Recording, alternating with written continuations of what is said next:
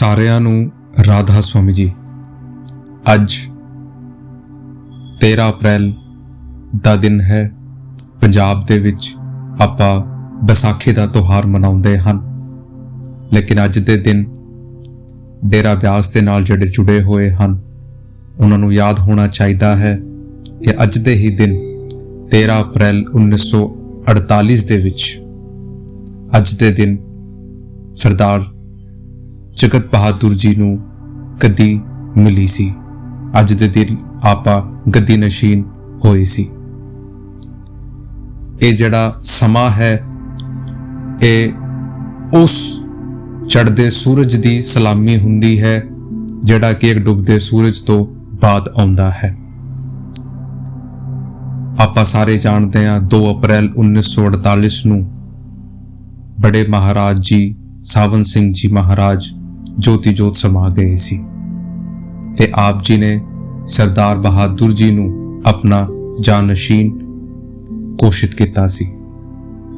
ਲੇਕਿਨ ਉਸ ਤੋਂ ਪਹਿਲਾਂ ਅੱਜ ਮੈਂ ਤੁਹਾਡੇ ਨਾਲ ਉਹ ਗੱਲਾਂ ਸ਼ੇਅਰ ਕਰਾਂਗਾ ਜਿਹੜਾ ਕਿ ਬੜੇ ਮਹਾਰਾਜ ਜੀ ਨੇ 2 ਹਫ਼ਤੇ ਪਹਿਲਾਂ ਹੀ ਆਪਣੇ ਜੋਤੀ ਜੋਤ ਸਮਾਨ ਤੋਂ 2 ਹਫ਼ਤਾ ਪਹਿਲਾਂ ਹੀ ਜਗਤ ਬਹਾਦਰ ਜੀ ਦੇ ਨਾਲ ਕੀਤੀ ਸੀ। ਇਹ ਉਸ ਕੁਲ ਮਾਲਿਕ ਦਾ ਦੂਰਦ੍ਰਿਸ਼ਟੀ ਹੁੰਦੀ ਹੈ ਜਿਨ੍ਹਾਂ ਨੂੰ ਸਾਰਾ ਕੁਝ ਪਤਾ ਰਹਿੰਦਾ ਹੈ ਕਿ ਉਹਨਾਂ ਨੇ ਕਦ ਜਾਣਾ ਹੈ ਤੇ ਕਿਸ ਨੂੰ ਚੁਣਨਾ ਹੈ। ਤੇ ਜਦ ਬੜੇ ਮਹਾਰਾਜ ਜੀ ਨੂੰ ਇਹ ਅਹਿਸਾਸ ਹੋ ਗਿਆ ਸੀ ਕਿ ਹੁਣ ਜਾਣ ਦਾ ਵੇਲਾ ਆ ਗਿਆ ਹੈ ਤਾਂ ਆਪ ਜੀ ਨੇ 2 ਹਫ਼ਤੇ ਪਹਿਲਾਂ ਸਰਦਾਰ ਬਹਾਦਰ ਜੀ ਨੂੰ ਆਪਣੇ ਕੋਲ ਬੁਲਾਇਆ। ਆਪ ਜੀ ਨੇ ਉਹਨਾਂ ਨੂੰ ਆਪਣੇ ਕੋਲ ਬਿਠਾ ਲਿੱਤਾ ਤੇ ਆਪ ਜੀ ਨੇ ਉਹਨਾਂ ਨੂੰ ਕਿਹਾ ਕਿ ਸਰਦਾਰ ਜਗਤਿਆ, ਹੁਣ ਮੇਰੇ ਜਾਣ ਤੋਂ ਬਾਅਦ ਹੁਣ ਤੁਸੀਂ ਗੱਦੀ ਨਸ਼ੀਨ ਹੋਣਗੇ। ਹੁਣ ਜਾਣ ਦਾ ਵੇਲਾ ਆ ਗਿਆ ਹੈ। ਸਰਦਾਰ ਬਹਾਦਰ ਜੀ ਦੀ ਅੱਖਾਂ ਦੇ ਵਿੱਚ ਹੰਝੂ ਭਰ ਗਏ। ਆਪ ਜੀ ਨੇ ਬੜੇ ਪ੍ਰੇਮ ਔਰ ਵਿਨਮਰਤਾ ਦੇ ਨਾਲ ਬੜੇ ਮਹਾਰਾਜ ਜੀ ਨੂੰ ਕਿਹਾ, ਸ਼ਹਿਨशाह, ਇਹ ਤਾਂ ਸ਼ਹਿਨशाह ਦੀ ਗੱਦੀ ਹੈ, ਸ਼ਹਿਨशाह ਨੂੰ ਹੀ ਸ਼ੋਭਾ ਦਿੰਦੀ ਹੈ। ਹੁਜੂਰ ਸਦਾ ਸਲਾਮਤ ਰਹੇ, ਮੈਂ ਤਾਂ ਸਿਰਫ ਆਪ ਜੀ ਦਾ ਇੱਕ ਦਾਸ ਹੂੰ।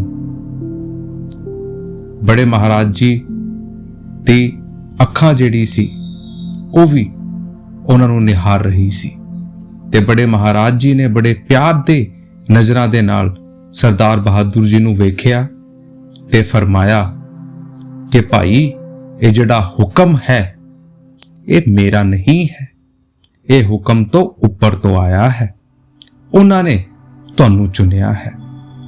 ਸਰਦਾਰ ਬਹਾਦਰ ਜੀ ਦੀ ਜਿਹੜੀਆਂ ਅੱਖਾਂ ਸੀ ਉਹ ਨਮ ਹੋ ਗਈ, ਹੰਝੂ ਜਿਹੜੇ ਸੀ ਉਹ ਨਿਕਲ ਗਏ ਤੇ ਉਹਨਾਂ ਨੇ ਬਿਨਾਂ ਕੋਈ ਸ਼ਬਦ ਕਹੇ ਆਪਣੇ ਗੁਰੂ ਦੇ ਸਾਹਮਣੇ ਆਪਣਾ ਸਰ ਝੁਕਾ ਦਿੱਤਾ।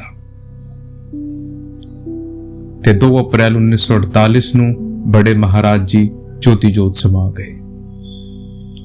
ਸਰਦਾਰ ਬਹਾਦਰ ਜੀ ਆਪਣੇ ਗੁਰੂ ਦੇ ਨਾਲ ਬੇਇੰਤਹਾ ਪਿਆਰ ਕਰਦੇ ਸੀ।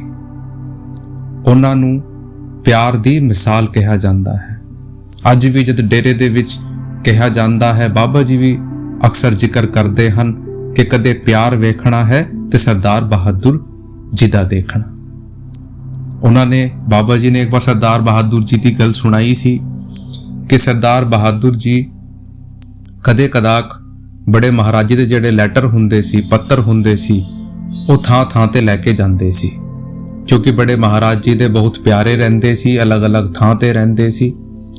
ਤਾਂ ਉਹਨਾਂ ਦੇ ਵਿੱਚ ਇੱਕ ਸਾਈਂ ਰਸੂੜੀ ਸ਼ਾਹ ਜੀ ਸੀਗੇ ਤੇ ਬੜੇ ਮਹਾਰਾਜ ਜੀ ਉਹਨਾਂ ਨੂੰ ਸ਼ਾਹ ਰਸੂੜੀ ਜੀ ਨੂੰ ਪੱਤਰ ਲਿਖਦੇ ਰਹਿੰਦੇ ਸੀ ਤੇ ਸ਼ਾਹ ਰਸੂੜੀ ਜੀ ਵੀ ਮਹਾਰਾਜ ਜੀ ਨੂੰ ਪੱਤਰ ਲਿਖਦੇ ਰਹਿੰਦੇ ਸੀ। ਤੇ ਉਸ ਵੇਲੇ ਪੱਤਰ ਨੂੰ ਲੈ ਜਾਣ ਦਾ ਤਾਂ ਜਿਹੜਾ ਜ਼ਿੰਮਾ ਸੀ ਉਹ ਬੜੇ ਮਹਾਰਾਜ ਜੀ ਆਪਣੇ ਸ਼ਿਸ਼ਿਆਂ ਨੂੰ ਦਿੰਦੇ ਹੁੰਦੇ ਸੀ। ਉਹਨਾਂ ਵਿੱਚੋਂ ਇੱਕ ਦਿਨ ਉਹ ਆਪਣੇ ਪੱਤਰ ਜਿਹੜੇ ਸੀ ਉਹ ਆਪ ਜੀ ਨੇ ਸਰਦਾਰ ਬਹਾਦਰ ਜੀ ਨੂੰ ਦਿੱਤਾ ਤੇ ਕਿਹਾ ਕਿ ਇਹਨਾਂ ਨੂੰ ਸ਼ਾਹ ਰਸੂੜੀ ਜੀ ਦੇ ਕੋਲ ਲੈ ਕੇ ਚਲੇ ਜਾਓ। जद वो शाह रसूड़ी जी दे कोल पहुंचे उस पत्र नूं लैके, तां शाह रसूड़ी जी बड़े बड़े खुश होए उस पत्र नूं सुन के।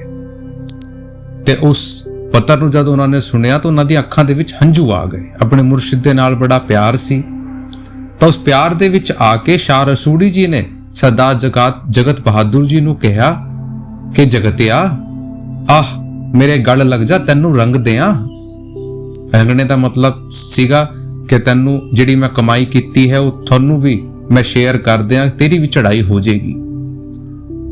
उन्होंने कहा कि आजा जगतिया तैनू रंग दियां। ता सरदार जगत बहादुर जी मुस्कुराए ते आप जी ने कहा, ना साईं, ना रंगी, ना रंगी, जद मेरा मुर्शद चाहूगा आपे रंगूगा रंगण वाला, ना रंगी।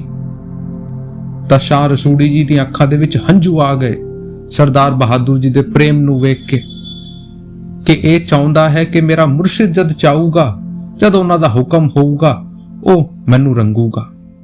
ਤਾਂ इस कदर ਉਹ प्यार दा दरिया सीगे।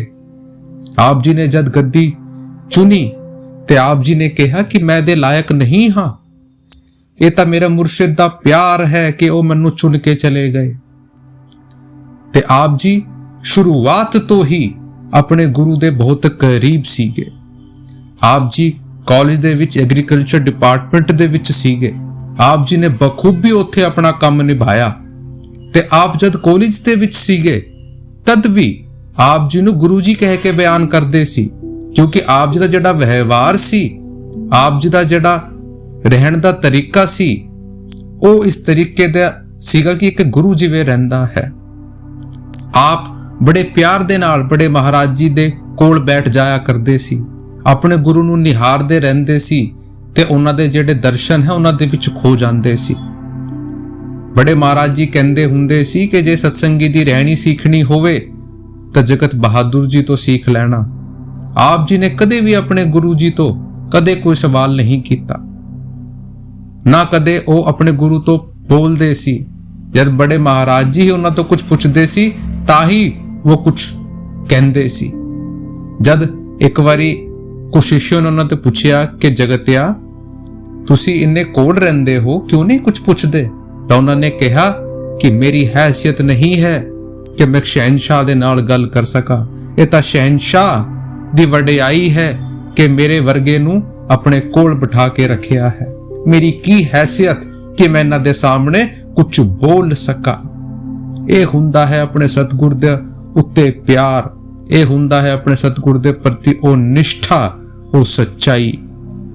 जद आप जी नूं गद्दी मिली उस वेले डेरे दे विच एक अंधेरा जा छा गया, क्योंकि कोई भी अपने गुरु दी थां दे उत्ते किसी होर नूं देखना पसंद नहीं करता।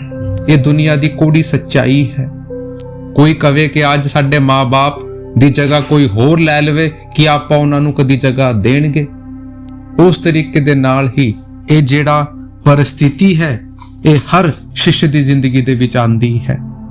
तां जद ये 13 अप्रैल 1948 दा दिन आया, हाले तां महाराज जी दी याद दे विच ही लोग बैठे होए सी, लेकिन ये जिहड़ी जिम्मेवारी सी ये जद सरदार बहादुर जी नूं मिली तां जिहड़ी संगत सी वो एक भरम ते शंका दे विच आ गई, क्योंकि वो किसी होर नूं उस गद्दी ते देखना पसंद ही नहीं कर रहे सी, क्योंकि एक बहुत लंबा अरसा बड़े महाराज जी ने डेरे दी सेवा दे विच दिता सी।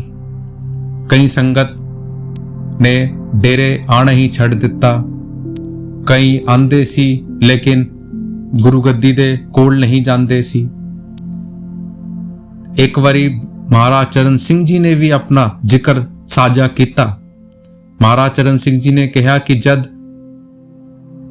जगत बहादुर जी नूं गद्दी मिली तो ये बहुत ही डिफिकल्ट था कि बड़े महाराज जी की गद्दी पर किसी होर को देखना। आप जी ने कहा क्योंकि जो भी चीजें डेरे की थी वो सारी बड़े महाराज जी की याद दिलांदी सी, तां करके जद भी डेरे दी कोई चीज देखदे हुंदे सी बड़े महाराज जी दी याद आंदी सी। ਤਾਂ ਕਰਕੇ ਆਪ ਤਾਂ 6-7 ਮਹੀਨੇ ਡੇਰੇ ਗਏ ਹੀ ਨਹੀਂ। ਲੇਕਿਨ ਜਦ ਸਰਦਾਰ ਬਹਾਦਰ ਜੀ ਸਿਰਸਾ ਆਏ, ਸਿਰਸਾ ਹਰਿਆਣੇ ਦੇ ਵਿੱਚ, ਤਾਂ ਆਪ ਜੀ ਉੱਥੇ ਗਏ। ਤਾਂ ਆਪ ਜੀ ਤੋਂ ਸਰਦਾਰ ਬਹਾਦਰ ਜੀ ਨੇ ਪੁੱਛਿਆ ਕਿ ਤੁਸੀਂ ਡੇਰਾ ਕਿਉਂ ਨਹੀਂ ਆਏ? ਤਾਂ ਚਰਨ ਸਿੰਘ ਮਹਾਰਾਜ ਜੀ ਇੱਕ ਲਫ਼ਜ਼ ਵੀ ਉੱਥੇ ਨਹੀਂ ਬੋਲੇ। ਇਹ ਨਹੀਂ ਕਿ ਉਹਨਾਂ ਦੀ ਇੱਜ਼ਤ ਜਾਂ ਪਿਆਰ ਉਹ ਨਹੀਂ ਕਰਦੇ ਸੀ, ਲੇਕਿਨ ਉਹ ਬੜੇ ਮਹਾਰਾਜ ਜੀ ਤੋਂ ਬੜੇ ਲਗਾਵ ਕਰਦੇ ਸੀ। ਚਰਨ ਸਿੰਘ ਮਹਾਰਾਜ ਜੀ ਦੀਆਂ ਅੱਖਾਂ ਦੇ ਵਿੱਚ ਹੰਝੂ ਸੀਗੇ। ਤੇ ਫਿਰ ਉਹਨਾਂ ਨੇ ਕਿਹਾ ਕਿ ਮੈਂ ਬੜੇ ਮਹਾਰਾਜ ਜੀ ਤੋਂ ਬਿਨਾਂ ਡੇਰੇ ਨਹੀਂ ਆ ਸਕਦਾ। ਤਾਂ ਫਿਰ ਜਗਤ ਬਹਾਦਰ ਜੀ ਨੇ ਕਿਹਾ ਕਿ ਤੁਸੀਂ ਬੜੇ ਖੁਸ਼ਕਿਸਮਤ ਹੋ, ਅਗਰ ਤੁਸੀਂ ਡੇਰੇ ਨਹੀਂ ਵੀ ਆਓ ਤਾਂ ਕੋਈ ਹਰਜ ਨਹੀਂ ਹੈ। ਫਿਰ ਚਰਨ ਸਿੰਘ ਮਹਾਰਾਜ ਜੀ ਨੇ ਕਿਹਾ ਕਿ ਮੈਂ ਉੱਥੇ ਤੋਂ ਭਾਗ ਨਹੀਂ ਸਕਦਾ ਮੇਰੇ ਮਾਲਿਕ। ਫਿਰ ਅਗਲੇ ਦਿਨ ਚਰਨ ਸਿੰਘ ਮਹਾਰਾਜ ਜੀ ਡੇਰੇ ਆਏ। ਫਿਰ ਧੀਰੇ ਧੀਰੇ ਜਦ ਜਗਤ ਬਹਾਦਰ ਜੀ ਨੇ ਆਪਣਾ ਪ੍ਰੇਮ ਔਰ ਪਿਆਰ ਦੇ ਨਾਲ ਸੇਵਾ ਸ਼ੁਰੂ ਕੀਤੀ, ਫਿਰ ਸੰਗਤ ਧੀਰੇ ਧੀਰੇ ਜੁੜਨਾ ਸ਼ੁਰੂ ਹੋ ਗਈ। ਤੇ ਫਿਰ ਉਹ ਜਿਹੜਾ ਹਰਾ ਭਰਾ ਪੇੜ ਸੀ ਡੇਰੇ ਦਾ, ਉਹ ਫਿਰ ਹਰਾ ਹੋ ਗਿਆ। ਫਿਰ ਸੰਗਤ ਵਧਣ ਸ਼ੁਰੂ ਹੋ ਗਈ। ਡੇਰੇ ਦੇ ਵਿੱਚ ਇੱਕ ਕਮਲ ਆਂਟੀ ਰਹਿੰਦੀ ਹੁੰਦੀ ਸੀ। ਉਹਨਾਂ ਨੇ ਵੀ ਇੱਕ ਵਾਰੀ ਆਪਣਾ ਜ਼ਿਕਰ ਰੱਖਿਆ ਸੀਗਾ। ਤੇ ਉਹਨਾਂ ਨੇ ਕਿਹਾ ਕਿ ਜਦ ਉਹ ਛੋਟੀ ਸੀਗੀ ਤਾਂ ਉਹ ਇੱਕ ਪਿਲਰ ਦੇ ਪਿੱਛੇ ਖੜੀ ਸੀ। ਆਪ ਜੀ ਨੇ ਦੇਖਿਆ ਕਿ ਜਗਤ ਬਹਾਦਰ ਜੀ ਉਸੇ ਕੁਰਸੀ ਦੇ ਉੱਤੇ ਬੈਠੇ ਹੋਏ ਹਨ ਜਿਹਦੇ ਉੱਤੇ ਬੜੇ ਮਹਾਰਾਜ ਜੀ ਬੈਠਦੇ ਹੁੰਦੇ ਸੀ। ਤਾਂ ਆਪ ਜੀ ਨੂੰ ਬੜਾ ਦੁੱਖ ਹੋ ਰਿਹਾ ਸੀ ਕਿ ਬੜੇ ਮਹਾਰਾਜ ਜੀ ਦੀ ਯਾਦ ਆ ਰਹੀ ਸੀ। ਉਹਨਾਂ ਨੇ ਕਿਹਾ ਕਿ ਮੈਂ ਤਾਂ ਜਗਤ ਬਹਾਦਰ ਜੀ ਨੂੰ ਦੇਖ ਪਾ ਰਹੀ ਸੀ, ਲੇਕਿਨ ਜਗਤ ਬਹਾਦਰ ਜੀ ਮੈਨੂੰ ਨਹੀਂ ਦੇਖ ਸਕਦੇ ਸੀ ਕਿ ਮੈਂ ਉਸ ਪਿਲਰ ਦੇ ਪਿੱਛੇ ਖੜੀ ਹਾਂ। ਤਾਂ ਜਗਤ ਬਹਾਦਰ ਜੀ ਨੇ ਉੱਥੇ ਬੀਬੀ ਲਾਜੋ ਨੂੰ ਕਿਹਾ ਕਿ ਲਾਜੋ, ਉੱਥੇ ਪਿਲਰ ਦੇ ਪਿੱਛੇ ਕਮਲ ਖੜੀ ਹੈ, ਉਹਨਾਂ ਨੂੰ ਬੁਲਾ ਕੇ ਲਾਓ, ਨਹੀਂ ਤਾਂ ਉਹਨੂੰ ਲੱਗੇਗਾ ਕਿ ਮੈਂ ਉਹਨਾਂ ਦੀ ਸੰਭਾਲ ਨਹੀਂ ਕਰ ਰਹਾ ਹੂੰ ਤੇ ਬੜੇ ਮਹਾਰਾਜ ਜੀ ਇੱਥੇ ਨਹੀਂ ਹਨ। ਤੇ ਉਸ ਵੇਲੇ ਕਮਲ ਕੌਰ ਜਿਹੜੀ ਸੀਗੀ ਉੱਥੇ, ਉਹਨਾਂ ਨੂੰ ਅਹਿਸਾਸ ਹੋਇਆ ਕਿ ਬੜੇ ਮਹਾਰਾਜ ਜੀ ਇੱਥੇ ਹੀ ਹਨ, ਸਿਰਫ ਚੋਲਾ ਬਦਲਾ ਹੈ। ਤੇ ਗੁਰੂ ਹਮੇਸ਼ਾ ਹੀ ਸਾਡੀ ਜ਼ਿੰਦਗੀ ਦੇ ਵਿੱਚ ਚਲੇ ਜਾਂਦੇ ਹਨ, ਲੇਕਿਨ ਉਹਨਾਂ ਦੀ ਜਿਹੜੀ ਯਾਦ ਹੈ, ਉਹਨਾਂ ਦਾ ਜਿਹੜਾ ਉਹ ਜੋਤ ਹੈ, ਉਹ ਹਮੇਸ਼ਾ ਇੱਥੇ ਹੀ ਸਾਡੀ ਸੰਭਾਲ ਕਰਦੀ ਹੈ। ਬਹੁਤ ਵਿਰਹ ਦੇ ਵਿੱਚ ਰਹਿੰਦੇ ਹੋਏ ਆਪ ਜੀ ਨੇ ਆਪਣੇ ਗੁਰੂ ਦਾ ਹੁਕਮ ਮੰਨਿਆ। ਆਪ ਜੀ ਦੀ ਤਬੀਅਤ ਸਹੀ ਨਹੀਂ ਰਹਿੰਦੀ ਸੀ, ਲੇਕਿਨ ਫਿਰ ਵੀ ਆਪ ਜੀ ਨੇ ਬਿਨਾਂ ਥੱਕੇ ਬਿਨਾਂ ਰੁਕੇ ਆਪ ਜੀ ਨੇ ਸੰਗਤ ਨੂੰ ਨਾਮਦਾਨ ਦਿੱਤਾ ਤੇ ਆਪਣੀ ਸੇਵਾ ਜਾਰੀ ਰੱਖੀ, ਕਿਉਂਕਿ ਆਪ ਜੀ ਆਪਣੇ ਗੁਰੂ ਦਾ ਹੁਕਮ ਮੰਨ ਰਹੇ ਸੀ।